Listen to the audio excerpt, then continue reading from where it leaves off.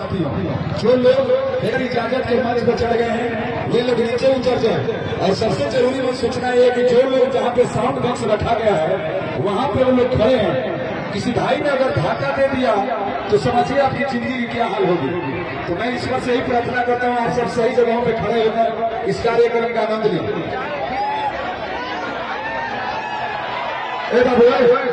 नीचे उतारिए, चौक टानिएगा, लाइट नीचे गिर जाएगा, बहुत लोग जख्मी हो जाएंगे। उतारिए आप लोग नीचे पहले।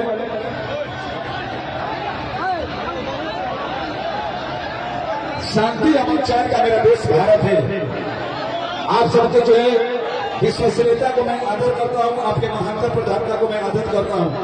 आप सब आदर्श है, आप सबों की उपस्थिति से कलाकारों की पहचान बनती है। प्यारे मेरे देशवासियों, किसी प्रकार की अशांति माहौल में बधाई न उत्पन्न करें, अशांति न फैलाएं। आप लोग कार्यक्रम देखें, निरंतर आप मुद्दे पे कलाकार खड़ा उतरेंगे। थोड़ी सी आप सबों से निवेदन है कि मंच को खाली कर दें ताकि कार्यक्रम हम आगे की तरफ बढ़ाएं।